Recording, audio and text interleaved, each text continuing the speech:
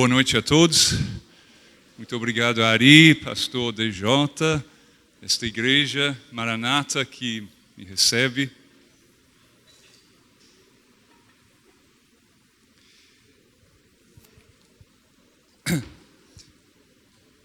Nós temos hoje à noite o tema da ética, inclusive colocado de uma forma interessante, pelo menos na orientação que eu recebi, sobre a defesa da fé. E quando a gente fala em defesa da fé, geralmente pensamos logo em argumentos para defender a veracidade do cristianismo. E esses argumentos são muito importantes, é muito bom, é muito importante saber dar uma razão pela esperança que há em nós, como diz Pedro.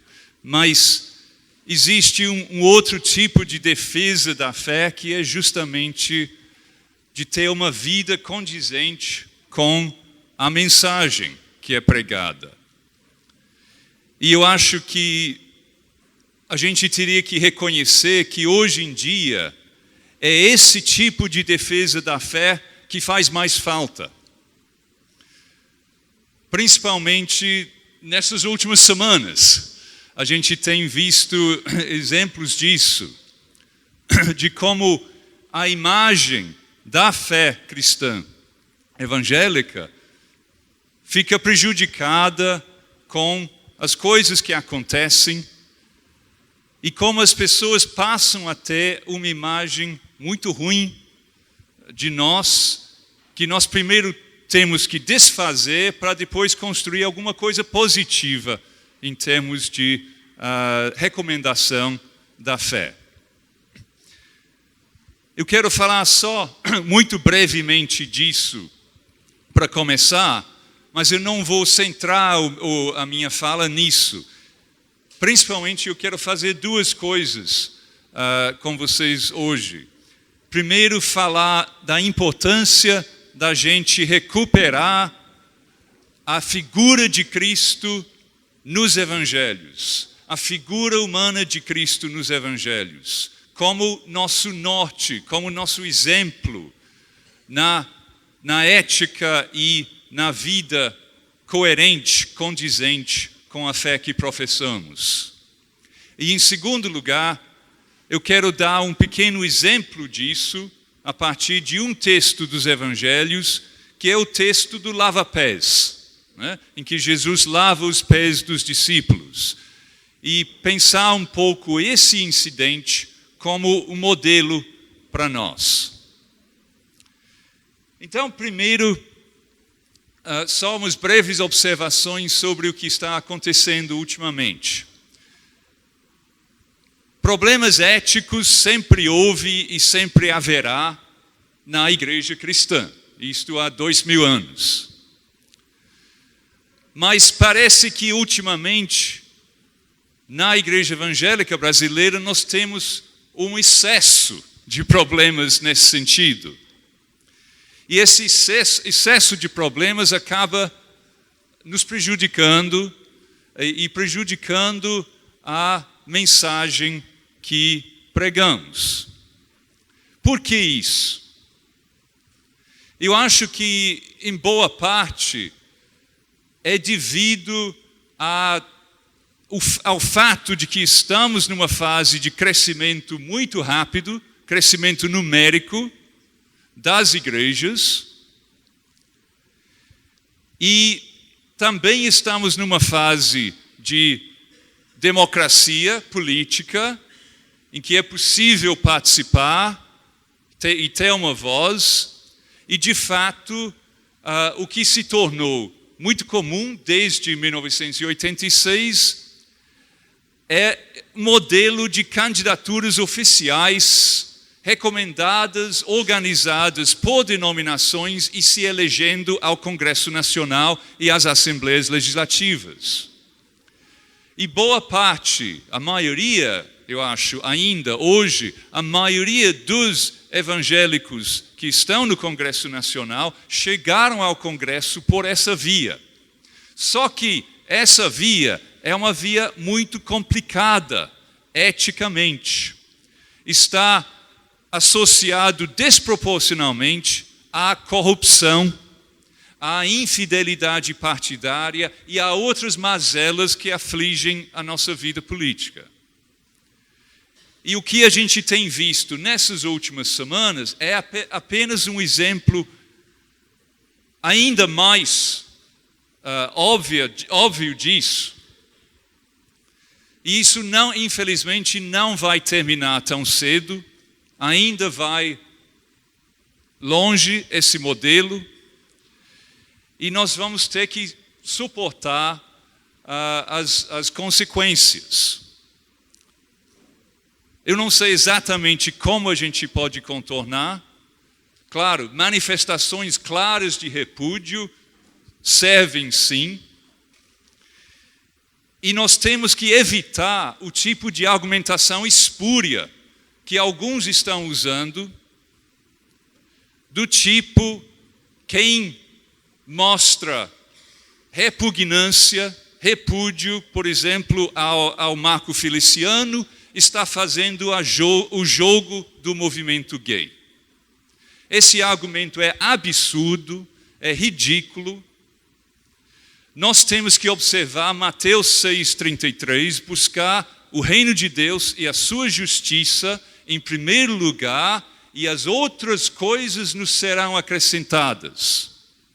A Igreja Católica não observou isso durante décadas nos escândalos de pedofilia. Né? Ocultou esses escândalos, não buscou a justiça do reino e buscou a preservação institucional. E agora o que está acontecendo? Perdeu a justiça do reino e está perdendo a preservação institucional também. Nem tanto no Brasil, mas em muitos países é um escândalo que já faz um estrago enorme. E se a gente fizer a mesma coisa, nós também vamos pagar o preço lá na frente. Nós temos que defender o que é certo, não importa a quem possa ajudar a curto prazo. Essa não deve ser a nossa preocupação. Eu lembro muito bem de quando eu estava fazendo minha tese de doutorado, fazendo entrevistas com os deputados que tinham sido membros da Assembleia Constituinte, no final dos anos 80. E um deles, que para votar nos 5 anos de Sarney, tinha recebido uma rádio, né, defendeu para mim o que ele tinha feito nas seguintes palavras: se quer saber, Paul, se for para receber uma rádio para pregar o Evangelho, eu votava 1000 vezes nos 5 anos de Sarney. Se for para pregar o Evangelho, eu faço de novo. E eu pensei, que Evangelho é esse que você está pregando nessa rádio? E infelizmente nós não aprendemos a lição, depois de 25 anos desse tipo de relação com o poder. Nós não aprendemos a lição e estamos repetindo os mesmos erros. E vamos pagar o preço por isso. Então nós temos que ter a coragem de repudiar isso firmemente, de dizer não. Isso nós não aceitamos, isso nós não queremos. E não importa se o movimento gay se beneficia a curto prazo com alguma coisa que a gente disser, não importa. Nós temos que fazer o que é certo e repudiar os nossos irmãos na fé, que eu ainda vou dizer que são os nossos irmãos na fé, por mais que a gente não concorde com eles, mas nós temos que ter a coragem de repudiar claramente o que eles fazem. Agora, além desse excesso de problemas éticos que nós temos em algumas coisas, nós temos um desafio mais permanente que afeta a todos nós. E eu acho que isso tem a ver com a questão da perda da figura de Cristo nos evangelhos. E é interessante, eu falei da Igreja Católica e recentemente nós tivemos a eleição do Papa, né? Uma coisa muito interessante, todos devem ter acompanhado. na mídia, todo aquele negócio da fumaça, né? E até algumas pessoas dizendo por que a igreja ainda usa a fumaça para, né, comunicar a eleição de um novo Papa. Por que não faz pelo Twitter? E eu pensei, que idiotice. Quando você tem um negócio que dura há séculos, né, que todo mundo conhece, que todo mundo fica de olho na televisão, qual é a cor da fumaça mesmo, essas coisas, né? Por que você vai usar uma tecnologia como o Twitter, que daqui a 20 anos ninguém mais vai usar, porque vai ter alguma outra coisa que substitui, mas a fumaça vai ter durante muitos séculos ainda. Então, mas eu achei interessante o novo Papa, que assume justamente o nome de Francisco, aludindo a Francisco de Assis, e se recusa a morar no Palácio do Vaticano, né? E faz uma série de coisas em termos de dizer, olha, eu quero ter um estilo de vida mais simples. E quando ele fez isso, eu fiquei pensando em alguns líderes evangélicos, como seria interessante se eles fizessem a mesma coisa, e como isso seria uma baita defesa da fé, se fizessem isso. E aí, o Papa, toda quinta-feira da Semana Santa, tradicionalmente, o Papa lava os pés, né? Mas ele costuma lavar os pés de alguns cardeais. Mas este ano, esse novo Papa lavou os pés de alguns prisioneiros da cidade de Roma. E justamente esse incidente me fez lembrar do lava-pés nos evangelhos e também da importância da gente recuperar os evangelhos e a figura de Cristo que a gente vê nos evangelhos. Por que isso?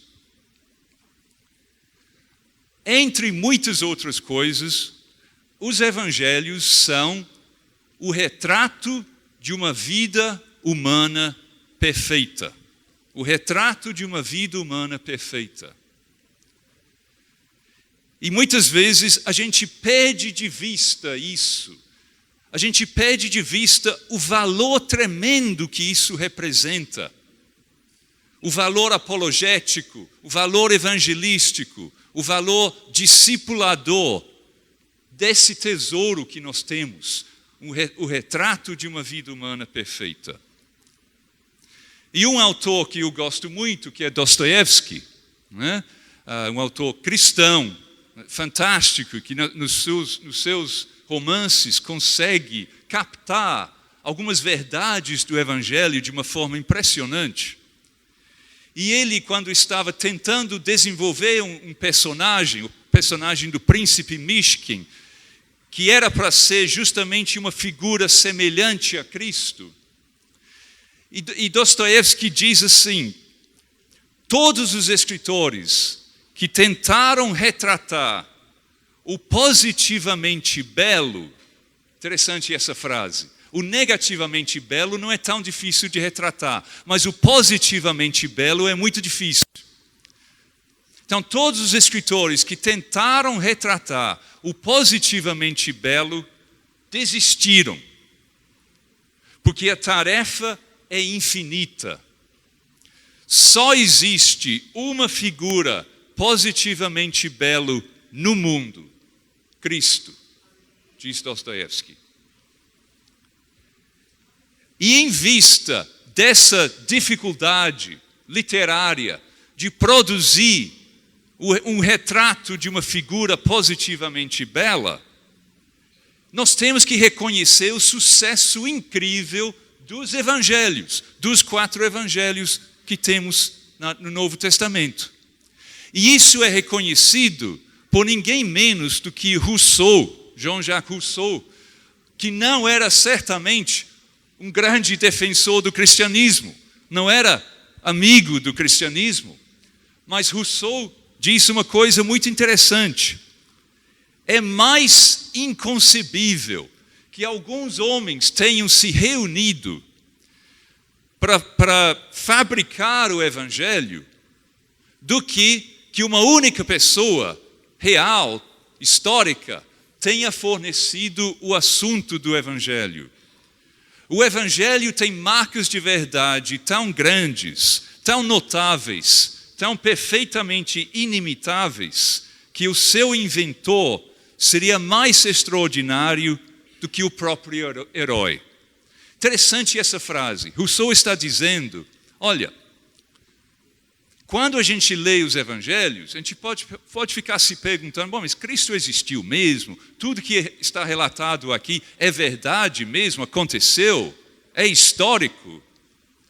Mas aí Rousseau diz, olha, se não for histórico, então os 4 autores dos evangelhos inventou tudo isso. Mas quem inventou tudo isso seria uma figura mais incrível do que a figura de Cristo retratada nos evangelhos. Então é mais provável que Cristo tenha existido mesmo. Que ele tenha feito essas coisas que os evangelhos relatam.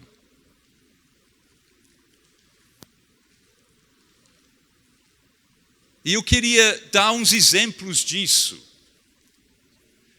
Primeiro, a maneira que Cristo trata as mulheres nos evangelhos. E para sintetizar isso, eu vou citar uma frase de uma romancista inglesa chamada Dorothy Sayers, que era cristã, e ela disse o seguinte sobre a maneira de Jesus se relacionar com as mulheres. Elas nunca haviam conhecido um homem como esse, e nunca houve outro. Para lamento de todas as mulheres desde então, né? Nunca houve outro igual.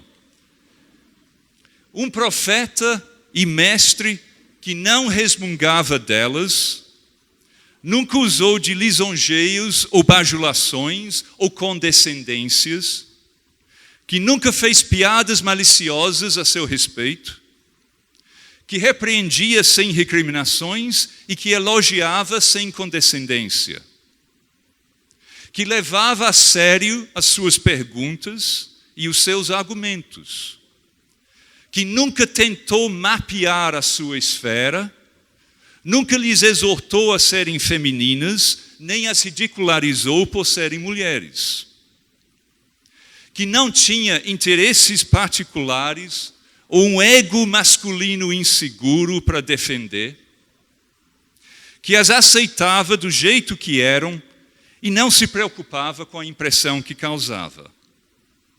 Não há sequer uma ação, um sermão, uma parábola em todo o Evangelho que lance mão do capricho feminino. Das palavras e ações de Jesus, ninguém aprenderia que pudesse haver algo de engraçado na natureza feminina. Uma frase fantástica, realmente. Uma outra dimensão da figura de Cristo. Voltando a Dostoiévski. Dostoiévski diz o seguinte, e isso é uma coisa extremamente relevante, está escrevendo em 1860 por aí, mas é hoje.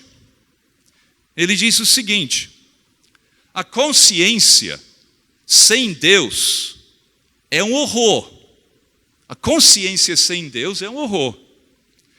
Por quê? Porque a consciência sem Deus consegue desviar-se nas direções mais imorais. Não basta definir a moralidade como ser fiel às suas próprias convicções. Não é isso que as pessoas dizem hoje. Que a ideia que prevalece de moralidade é ser fiel às suas convicções. Mas de onde vêm as suas convicções? Aí Dostoiévski diz, temos que nos perguntar sempre, minhas convicções são válidas ou não? Só existe uma maneira de testá-las, Cristo. Estar em harmonia com as nossas convicções internas não é moralidade, é apenas honestidade. Para mim, Dostoiévski diz, só existe um modelo e ideal moral, Cristo. Eu me pergunto, Cristo teria queimado os hereges? Não. Então, queimar hereges é um ato imoral. Nesse sentido, podemos nos perguntar de vez em quando se conseguimos imaginar Cristo se comportando como alguns dos nossos líderes evangélicos. Se a resposta for não, então vamos tirar a conclusão óbvia.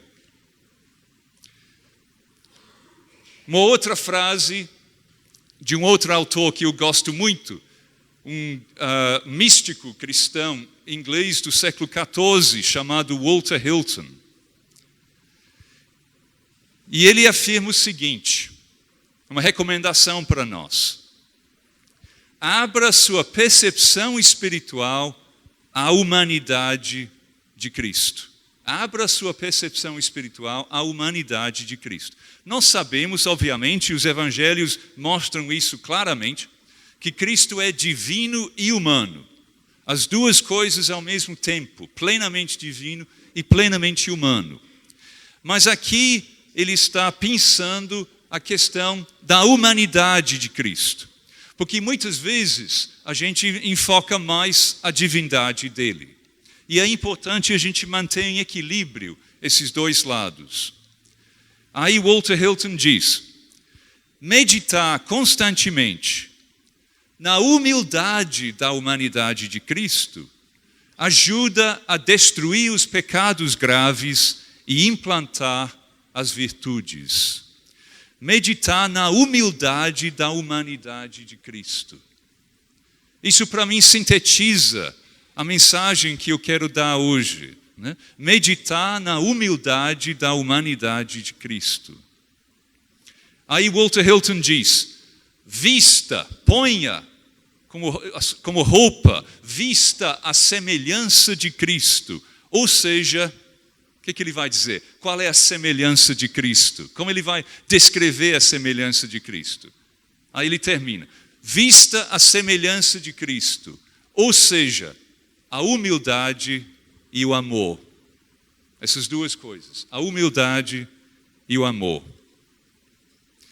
Eu acho que a meditação nos evangelhos, sobretudo na humanidade, na humildade da humanidade de Cristo, se tornou ainda mais importante em nossos dias, quando a fé evangélica se popularizou e perdeu a sua especificidade. Então, essas são algumas ideias, né, quanto à importância de recuperarmos os evangelhos.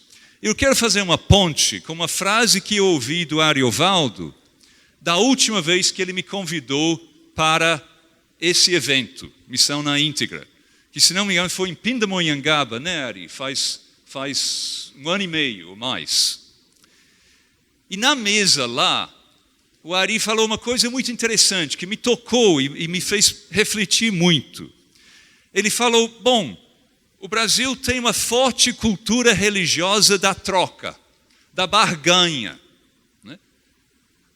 Claro, porque a herança do catolicismo português, das religiões africanas, das religiões indígenas, tudo conduziu nesse sentido.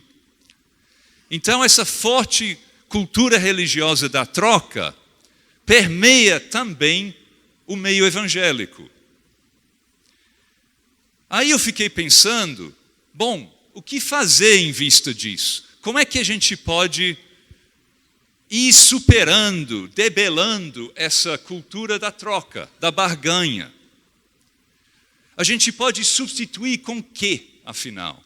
Porque alguma coisa que a gente quer se opor, nós temos que substituir a outra coisa positiva. Né? Não adianta apenas fazer a crítica. Bom, o que muitos grupos tentam fazer, inclusive muitos grupos políticos, né, tentam fazer, é justamente entusiasmar as pessoas com uma causa. Então você mobiliza as pessoas para se sacrificar em função de uma causa. E isso funciona até certo ponto. Nós temos pessoas não cristãs que conseguem viver uma vida extremamente sacrificada, altruísta, em função de uma causa. O problema está mais na continuação disso, na continuidade, na persistência ao longo de uma vida que pode ser muitas e muitas décadas. Diante de repetidos fracassos, decepções, desilusões, como é que a gente consegue manter a persistência? Aí é mais difícil. Meu filho tem uma camiseta que tem aquela famosa frase de Bertolt Brecht, que diz mais ou menos assim: há homens que lutam um dia e são bons. Há homens que lutam um ano e são muito bons. Mas há homens que lutam a vida inteira e esses é que são imprescindíveis. A questão da persistência. Mas eu acho que, como cristãos, nós temos uma outra maneira de superar essa cultura da troca, que é justamente a questão da figura de Cristo. Fazer com que as pessoas se encantem com a figura de Cristo. E os evangelhos, para mim, servem para isso. A leitura constante dos evangelhos tem essa função de nos encantar e nos reencantar repetidamente com a figura de Cristo. E, sobretudo, com essa coisa que Walter Hilton diz, com a humildade da humanidade de Cristo. E também para a gente se colocar dentro da história. Porque os evangelhos contam o centro da grande história bíblica. A história dos esforços de Deus para redimir a humanidade. E às vezes eu acho que o cristianismo vai ganhar porque tem a melhor história. O cristianismo tem uma história melhor do que as histórias não religiosas, a respeito do sentido da vida, para que vivemos. E o cristianismo tem uma história melhor do que o Islã, por exemplo, que é uma outra religião monoteísta, muita coisa em comum com a gente, mas que não tem uma história como nós temos. A história mais fantástica do mundo, que é a história de um Deus que se torna ser humano, que entra no nosso mundo e vive no nosso mundo e é rejeitado e morto e ressuscita. Essa história é a história mais fantástica. Agora, a gente pode dizer, pode ser a melhor história, mas será que é a história verdadeira? E eu diria, será que a melhor história não teria que ser verdadeira também? Ou, colocado de outra forma, será que a história verdadeira não teria que ser a mais bela também? Será que o Deus em que a gente acredita e que nos criou não teria capacidade de satisfazer os nossos anseios estéticos mais profundos que Ele mesmo colocou na gente? Às vezes nós temos um Deus muito pequeno, um Deus muito limitado. E eu acho que justamente o Deus que é retratado na história bíblica é certamente um Deus que é capaz de fazer isso. E para mim, discipular, criar discípulos é justamente isso. É criar pessoas que ouvem a história, que ouvem repetidamente a história e vivem através dela. Inclusive, para mim, a função central de um culto cristão, de qualquer culto, é isso, é contar, recontar, sempre de formas, 1000 formas, porque a história é ilimitada na sua variação, mas recontar sempre essa história maravilhosa e fazer com que as pessoas saiam tendo se recolocado dentro dessa história. Assumindo que, eu faço parte dessa história, a minha vida tem sentido em função dessa história. Bom, em função disso, eu gostaria que a gente olhasse o texto do lava-pés.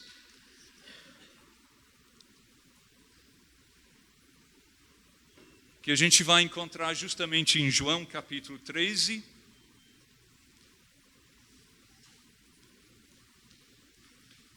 E eu vou pedir para alguém fazer a leitura, porque eu esqueci meu óculos e mesmo com essa Bíblia de letra gigante que eu tenho, eu não consigo enxergar muito bem o texto. Então eu vou pedir para alguém fazer a leitura para mim. Não sei se vai ter problema com a gravação por causa disso.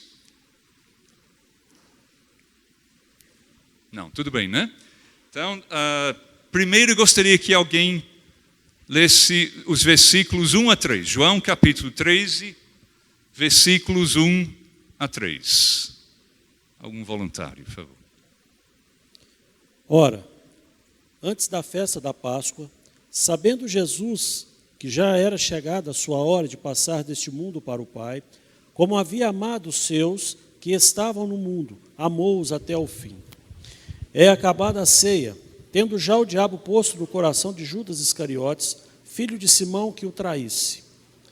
Jesus, sabendo que o Pai tinha depositado nas suas mãos todas as coisas, e que havia saído de Deus, e que ia para Deus.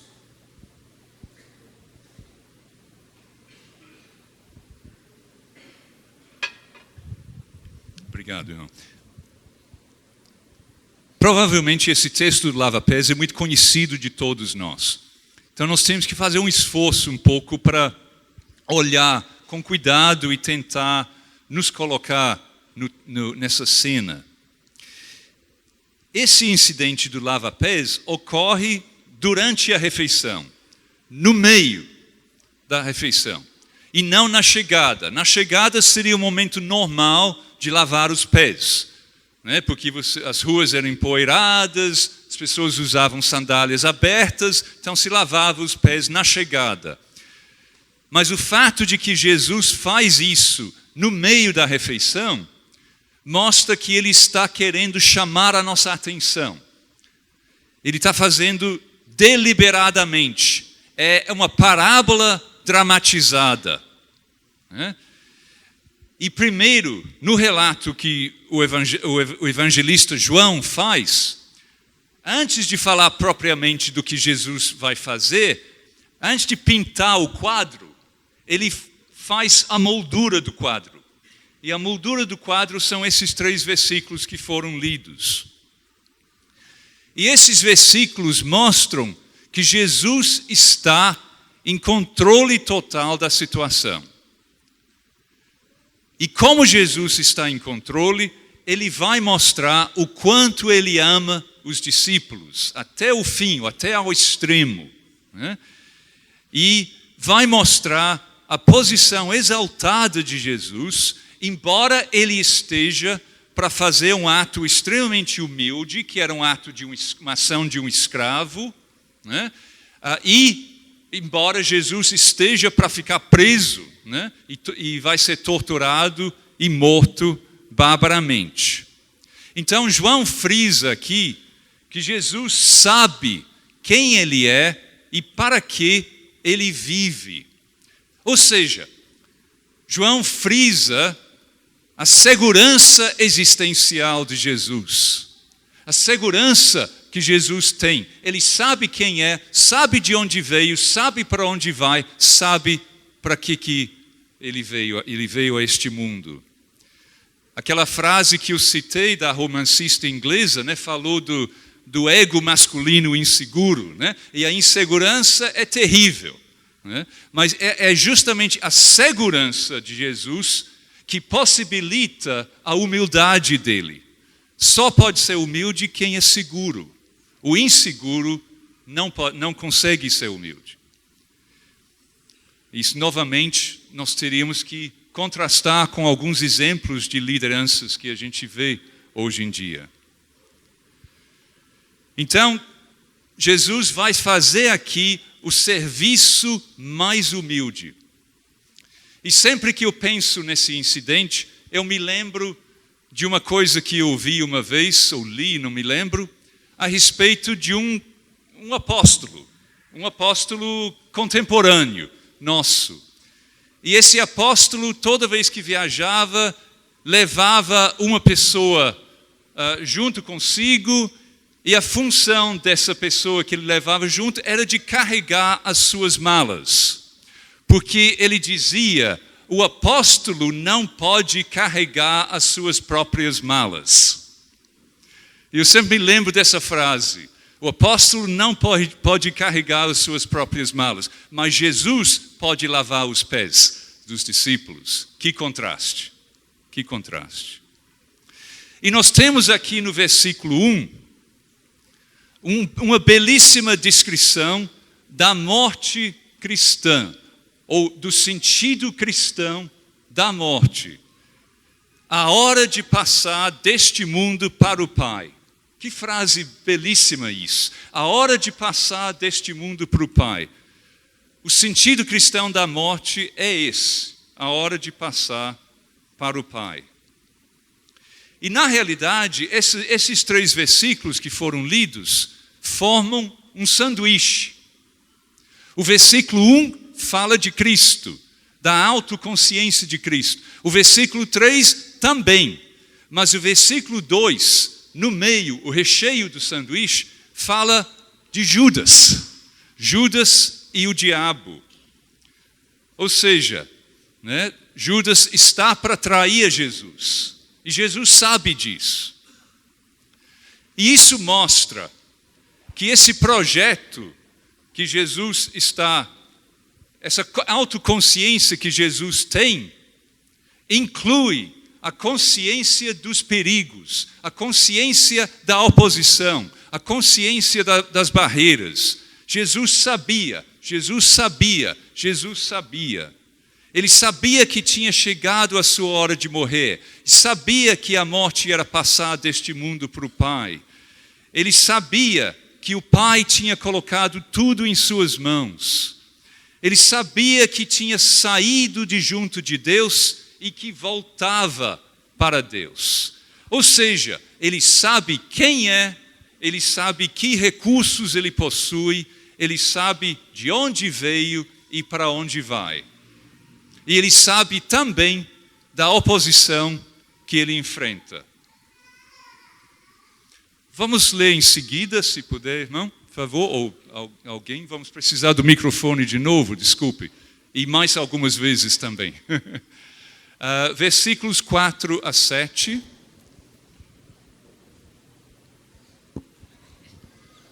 Levantou-se da ceia, tirou as vestes e, tomando uma toalha, cingiu-se. Depois, pôs água numa bacia e começou a lavar os pés aos discípulos e a enxugar-lhes com a toalha com que estava cingido. Aproximou-se, pois, de Simão Pedro, que lhe disse: Senhor, tu lavas-me os pés a mim?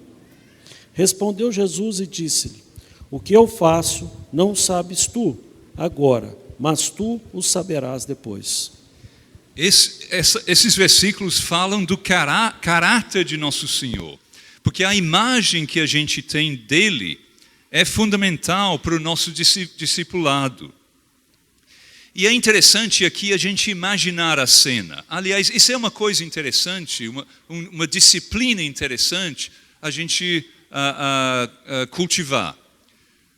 Quando, por exemplo, você lê um texto, principalmente um texto dos evangelhos, mas pode ser um texto de outra parte da Bíblia também, muitas vezes. A gente lê o texto, depois a gente fecha os olhos e tenta imaginar a cena. Digamos, passar o filme na tela da nossa mente. Né? E aí você passa o filme e percebe as suas reações, né? Percebe as suas emoções.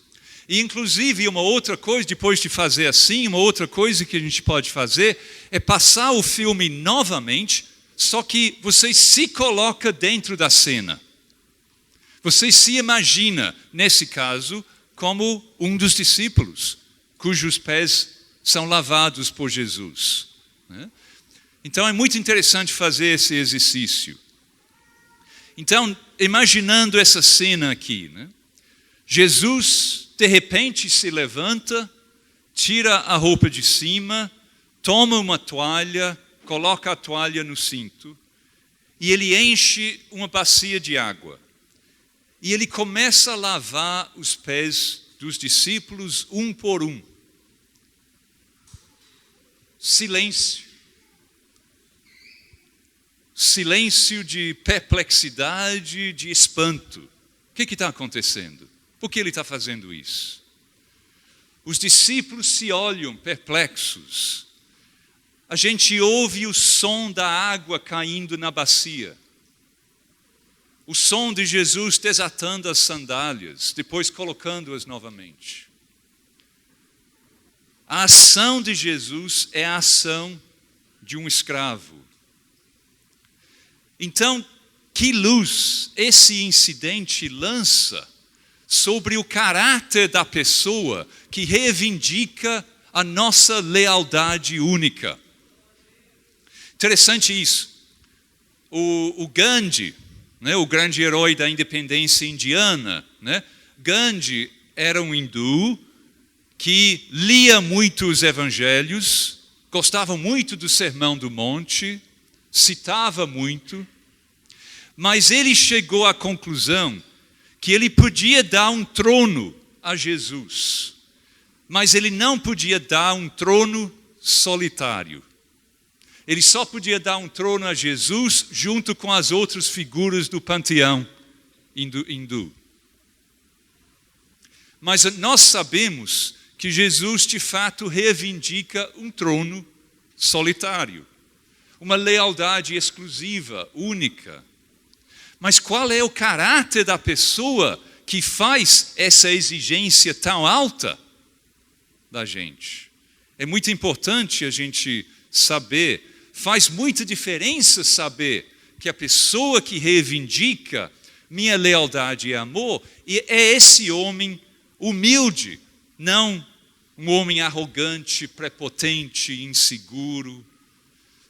A minha imagem de Cristo ou me ajuda ou me atrapalha no discipulado. E é bom a gente lembrar nesse contexto quem são as pessoas cujos pés Jesus está lavando. São 10 pessoas que vão fugir, uma pessoa que vai negá-lo e uma pessoa que vai traí-lo. Porque ele lava os pés de Judas também. Ou seja, não é um grupo de grandes santos. É um grupo como nós. Pessoas como nós. Fracassados na vida cristã, fracassados na vida moral. E há um grupo como esse, Jesus lava os pés. E tem uma frase muito interessante sobre esse texto, de um autor que eu achei, um ex-arcebispo anglicano, e ele diz o seguinte: nós estamos prontos, talvez, a sermos humildes diante de Deus. Afinal, Deus é Deus, nós não somos, então, não é tão difícil nesse sentido a gente ser humilde diante de Deus, mas não queremos que Ele seja humilde diante de nós. Tudo bem eu ser humilde diante de Deus, mas Deus ser humilde diante de mim, assim é demais. Gostaríamos que Ele, que tem todo o direito, se gloriasse na sua grandeza e bondade. Porque aí, Ele fazendo assim, nós poderíamos ter o direito de nos gloriar nos nossos êxitos, nas coisas que nos elevam acima das outras pessoas. E eu acho que isso tem a ver com o problema de Pedro no versículo 8. A humildade de Deus é normativa. A humildade de Deus é normativa. E a descrição detalhada desse incidente, muitas vezes os evangelhos são muito sucintos, né? A gente gostaria de ter mais detalhes. Mas nesse incidente o evangelista dá muitos detalhes. E eu acho que ele faz isso justamente para frisar. Olha, precisa imprimir essa verdade nas nossas mentes. Deus se despe e fica com a roupa de um escravo a alguns centímetros na frente do meu nariz. E como é que eu reajo a isso? Como é que eu reajo? Será que eu sinto vontade de menosprezá-lo? Será que a gente acha que uma ação dessas não convém com a dignidade de uma pessoa importante? O apóstolo não pode carregar as suas próprias malas? É interessante que o Islã, o Maomé, para ele, Jesus é uma figura muito importante, um grande profeta. No entanto, eles dizem, bom, não era filho de Deus e não morreu na cruz. Por que não? Por que eles negam a crucificação? Porque eles acham que a crucificação seria desonrosa para Deus. Seria uma desonra dizer que Deus permitiu que o seu grande profeta sofresse dessa forma. Não pode ser. Então, para defender a honra de Deus, eles negam a crucificação. E Pedro, inicialmente, tem essa mesma postura. Jesus se torna vulnerável diante de nós. E se eu desprezo o Deus que se torna vulnerável diante de mim, é porque eu estou impregnado da mentalidade de uma sociedade estratificada que não aceita esse tipo de coisa. Vamos ler os versículos 8 a 11, por favor. Tem aí. Disse-lhe Pedro: nunca me lavará os pés. Respondeu-lhe Jesus: se eu te não lavar, não tens parte comigo. Disse-lhe Simão Pedro: Senhor, não só os meus pés, mas também as mãos e a cabeça. Disse-lhe Jesus: aquele que está lavado não necessita de lavar senão os pés, pois no mais todo está limpo. Ora, vós estáis limpos, mas não todos. Então, imaginando a cena novamente. Silêncio total, a não ser a água, até Pedro. E aí Pedro rompe o silêncio. E literalmente, Pedro diz assim, um jogo de palavras. Pedro diz: Senhor, tu meus pés lavas? Tu meus pés lavas? E Jesus responde na mesma moeda: o que faço eu, tu não entendes agora. Contraste entre eu e tu. Né? Pedro, ou seja, Jesus está dizendo: Pedro, você está longe da mente de Cristo ainda. Porque para Pedro é inconcebível que Jesus faça uma coisa dessas. Pedro ainda quer mandar em Jesus, como algumas teologias contemporâneas, né? Nunca me lavarás os pés. E a resposta de Jesus o convence a tal ponto que ele vai a outro extremo. Então me lava todo, né? Já que é assim, me lava todo. Mas ainda é a vontade própria, Pedro mandando em Jesus. Ainda é a religião humana, querendo decidir as condições da salvação e do discipulado. Vamos ler os versículos, a última leitura, 12 a 17. Porque bem sabia ele quem o havia de trair. Por isso disse: nem todos estáis limpos. Disse-lhes, depois que lhes lavou os pés, e tomou as suas vestes, e se assentou outra vez à mesa, disse-lhes: entendeis o que vos tenho feito? Vós me chamais mestre e senhor, e dizeis bem, porque eu o sou. Ora, se eu, Senhor e Mestre, vos lavei os pés, vós deveis também lavar os pés uns dos outros. Porque eu vos dei o exemplo, para que, como eu vos fiz, façais vós também. Na verdade vos digo, que não é o servo maior do que o seu senhor, nem o enviado maior do que aquele que o enviou.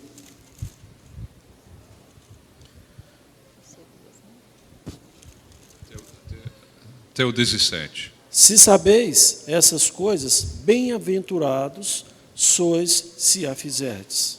Obrigado, muito obrigado, irmão. Então, a última lição, né, dessa história.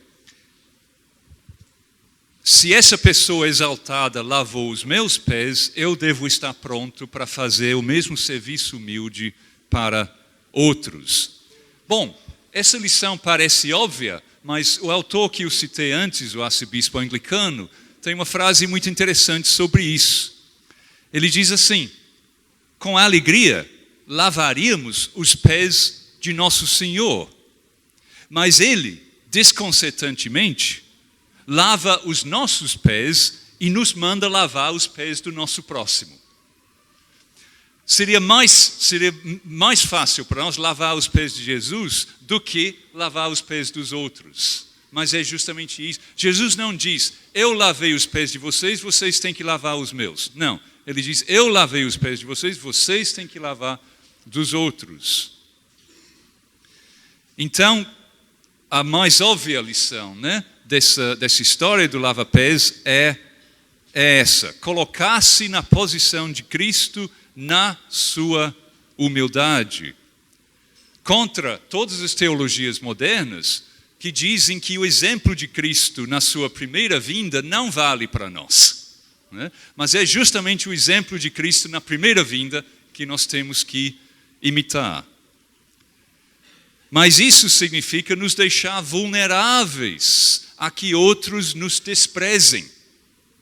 Assim como eu posso sentir desprezo por Jesus, porque ele se torna vulnerável diante de mim, se a gente fizer a mesma coisa, outros podem desprezar a gente. É difícil fazer. Exige um grau alto de segurança, de consciência de quem somos, de onde viemos, para onde vamos, para que estamos aqui, como Jesus tinha, para fazer a mesma coisa. Significa não tratar os irmãos com acepção de pessoas, lavar os pés, mesmo daqueles que a gente considera traidores. E o versículo 16 é uma frase que Jesus repete em várias ocasiões, não só nessa história, mas em várias outras histórias também. E se ele repete em várias ocasiões, deve ser uma frase importante. Então, quais são as maneiras em que eu, sutilmente, me considero maior do que Jesus? O contexto aqui é de serviço humilde e de vulnerabilidade. Esse é o contexto aqui. Em Mateus 10, onde aparece a mesma frase, o contexto é de difamação. Jesus está sendo difamado. E nós também podemos ser difamados. Em Lucas 6, o contexto é de ser humilde no juízo, de não ser hipócrita no juízo. Em João 15, o contexto é de perseguição. Mas eu quero terminar aqui com uma observação muito interessante que eu apenas reparei há pouco tempo atrás, lendo um dos autores patrísticos, desses autores antigos dos primeiros séculos da igreja cristã.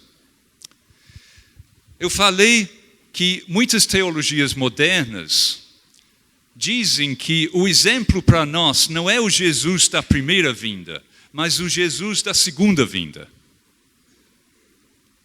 Tudo bem, só que eles acham, eu acho que eles são errados, que o modelo para nós é o Jesus da primeira vinda, mas a ideia que eles têm na cabeça é que o Jesus da primeira vinda foi humilde, mas isso foi um tipo de encenação.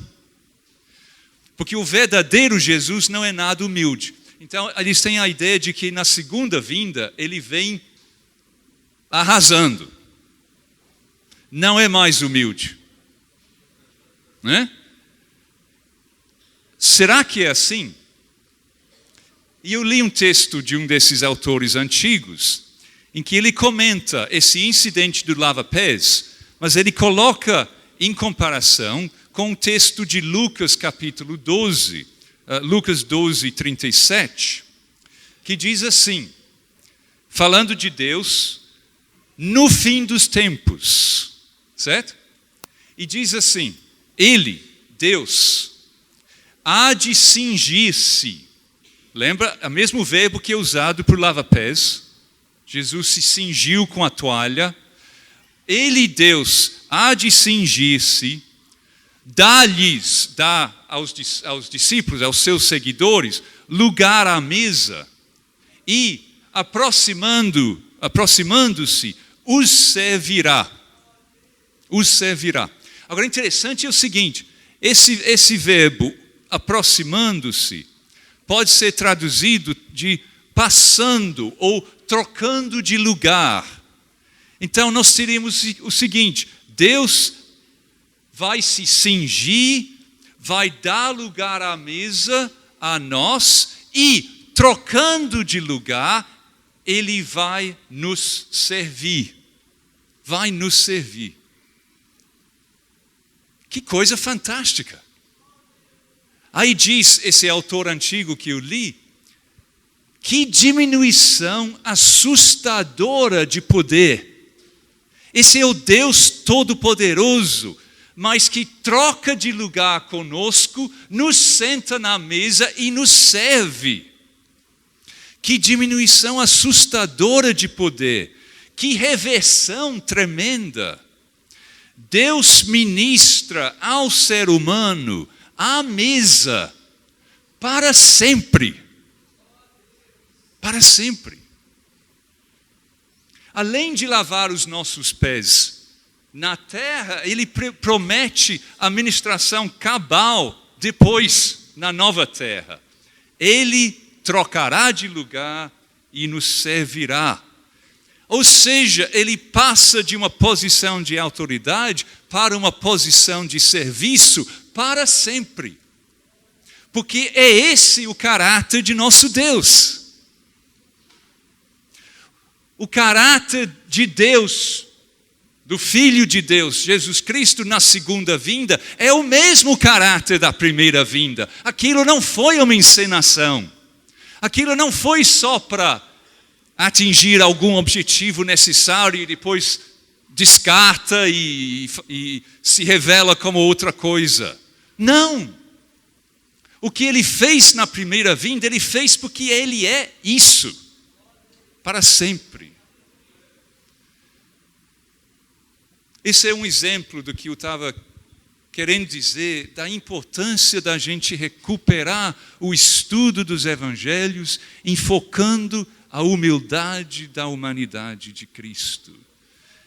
E eu creio que isso é, em última análise, o melhor remédio para a cultura religiosa da barganha, para a defesa da fé, né? A melhor recomendação da fé que possa haver.